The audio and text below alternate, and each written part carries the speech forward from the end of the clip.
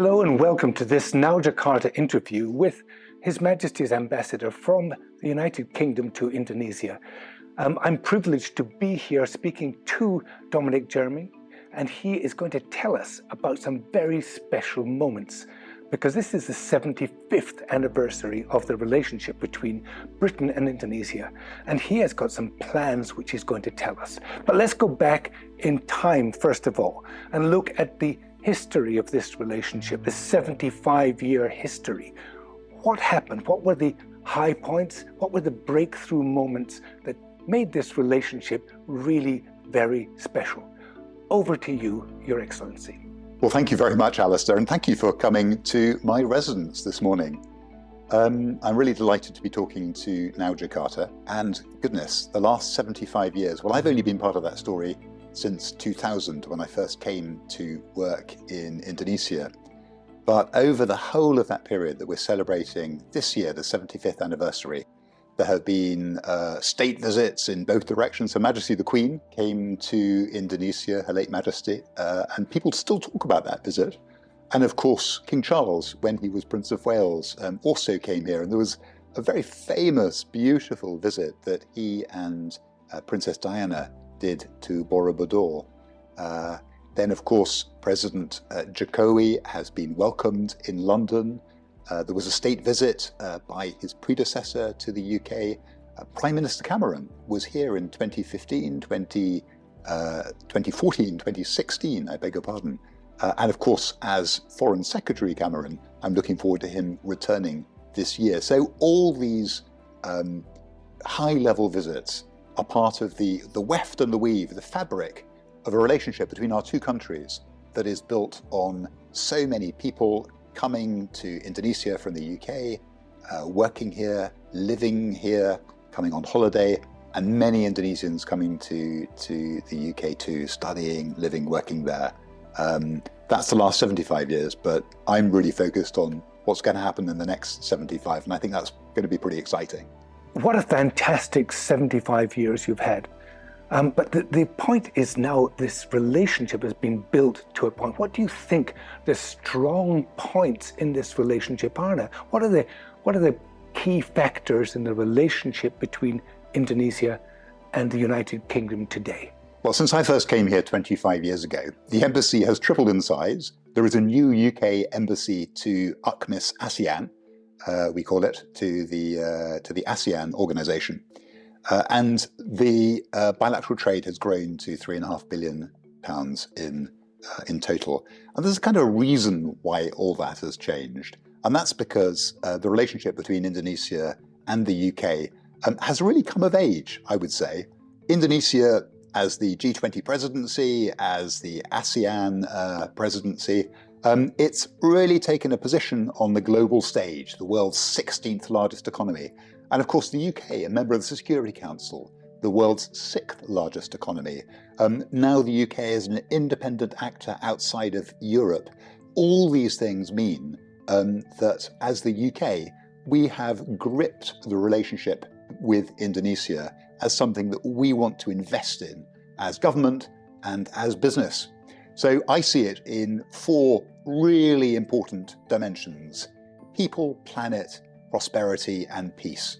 With people, it's about all the people-to-people contacts we have, the arts and culture, the music. There are so many fans of British music in this country. We saw Ed Sheeran here earlier this year, Coldplay late last year, and goodness me, I found the most fabulous Beatles imitation band, G-Pluck, recently, and there are many others like that here in Indonesia.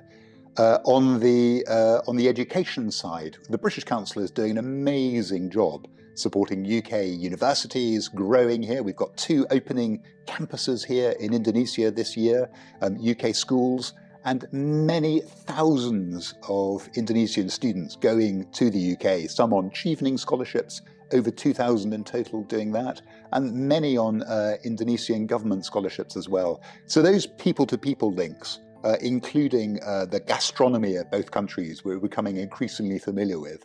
And I have a personal thing for Sambal Diplomacy, #Sambal Diplomacy, eating sambal wherever I go in Indonesia. and being filmed spluttering and being asphyxiated by the chilies, and people do find that kind of amusing. So that's people to people.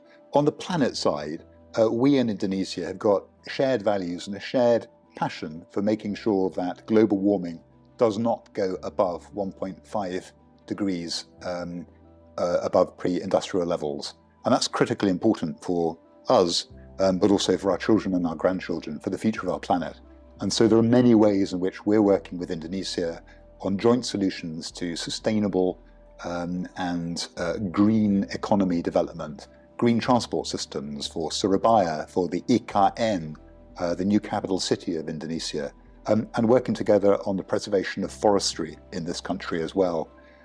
On the peace side, Indonesia is a really important global player at the United Nations, at ASEAN. It's got a voice that matters when we as a global community are condemning Russia's brutal invasion of Ukraine, or are looking for a way through the really difficult situation in the Middle East at the moment. And so we really value that collaboration, that working together with Indonesia across the whole peace agenda. And that's been so important under President Jokowi's presidency. And we look forward very much to working incredibly closely with Pak Prabowo and Pak Gibran when they assume the presidency and vice presidency later this year. And then finally, on prosperity, there are so many brilliant Indonesian entrepreneurs looking at the UK market, investing in it. And, you know, the UK is one of the biggest investors in Indonesia over the longer term. There are some brilliant UK businesses that are critical to the Indonesian economy in finance, in professional services, in energy, in retail, in consumer goods, and of course, in publishing, like now Jakarta.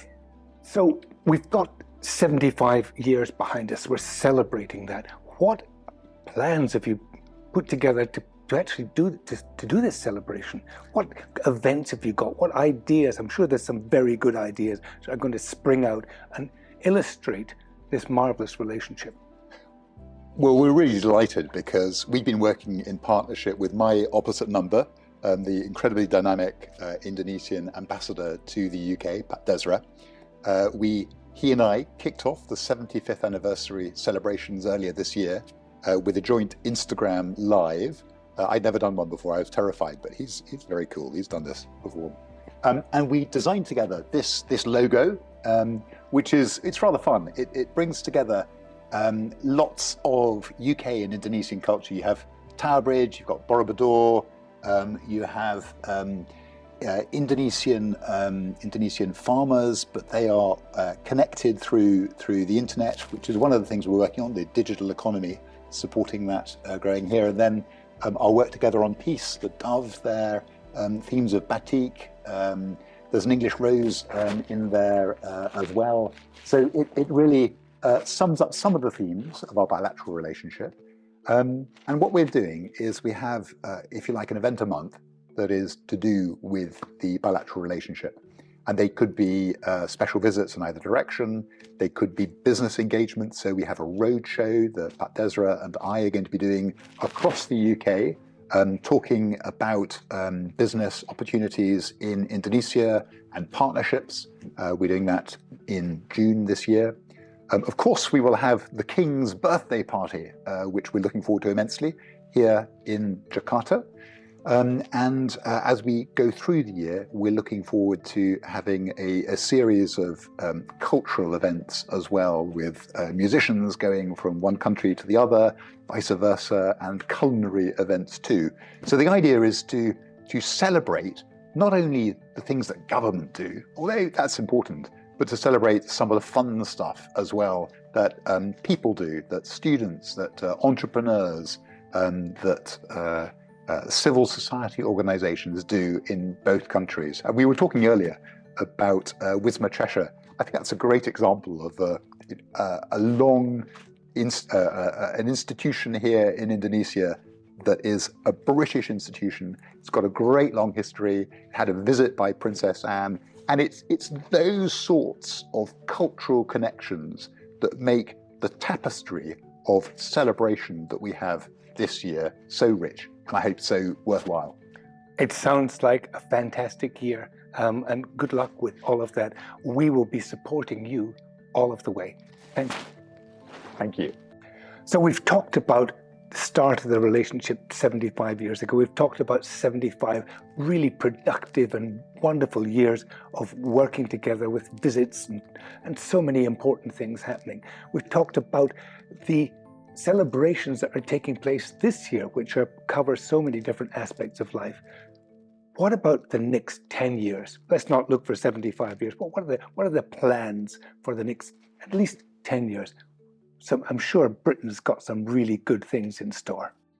Well, Indonesia and the UK are both great long-standing democracies, and we're looking forward very much to working with the new Indonesian government that's coming in later this year, as we have over the last 10 years with President Jokowi's government. And that is right across a range of areas that are so important to both our countries. First of all, education.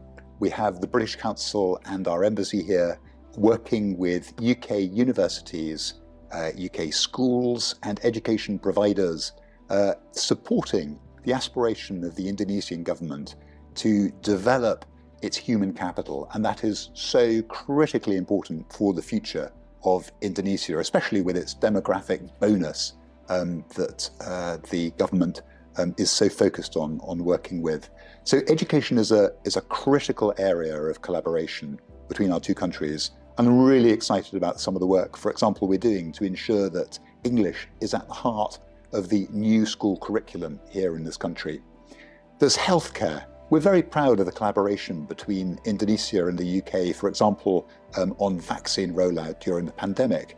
And there are many other areas where now Indonesia is drawing on expertise from the UK to help grapple with some of the real healthcare challenges the country has got, both in terms of individual disease and ailment issues, but also in looking at strategically how you run a healthcare system, maybe a little bit like the NHS, learning some of the lessons, some of the things we in the UK have got right, but also some of the mistakes we've made. How you run a healthcare system in a country of 17,000 islands with 290 million people. And that's an enormous challenge. And we are standing beside Indonesia and its government as it tackles that challenge.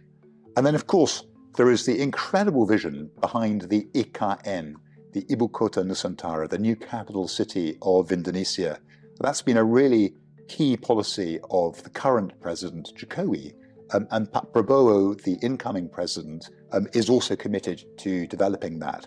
And so again, we're really excited that, in fact, we've just signed an MOU with the IKN. We're committed to developing that, supporting the development of that whole area in a way that ensures it will be the biodiverse, the sustainable city that the Indonesian government wants it to be. Something not only for Indonesia to be proud of, but actually for the whole world to be proud of. And then, of course, there is collaboration that we're doing as countries together at the United Nations. We both are really committed to UN and international institutional reform. Sounds a bit dull, but that's the kind of thing that will deliver stable trading environments between our two countries and stability that enables peoples to flourish and to travel freely around the world. So that's critically important. We've got some plans that I look forward to talking to you about in the future when they're public, about how we can really grip the trading relationship between our two countries in order to see that 3.5 billion bilateral trade develop into, I don't know, 7 billion, 17 billion, who knows, much higher than that within the next few years. And so that's going to be a critical area of collaboration. But you know what? There are so many different areas that we're working on together. There are so many things that as governments we're looking to support. But what I find really exciting is some of the things that business tell me and institutions, civil society institutions, like the British Council, but some of the the universities, the research organizations that are working in both countries, some of the things they tell me about, especially in the whole low carbon and climate change area, something that really matters to the next generation, to young kids in both our societies, where they are really leading the way in helping us to think about, right, how do we grip climate change? How do we grip the impact that we have through the impact on biodiversity? And as I travel around Indonesia, as I enjoy the incredible landscapes, and I'm a diver, I enjoy going diving with my family, and have been on some of the best dives in the world in this country. And I originally learned to dive here a couple of decades ago. As I see all that, I kind of think there is so much about this country that people in the UK can learn from and enjoy and engage with. And I know, and I talk to many Indonesians who've lived and worked and holidayed in the UK. I know so many Indonesians who feel the same about the UK. So I feel really privileged to be at the helm of this relationship for the next good few years, quite a few I hope. And I'm really excited about not only what governments are going to do, what I and my team and the embassy and the British Council are going to do, and Pat Desra in the KBRE in London, but also what so many expats in both countries, what so many businesses and other organizations are going to do too. I think it's going to be really, really exciting. Watch this space and watch out on social media for all the things happening during the 75th anniversary at UK in Indonesia.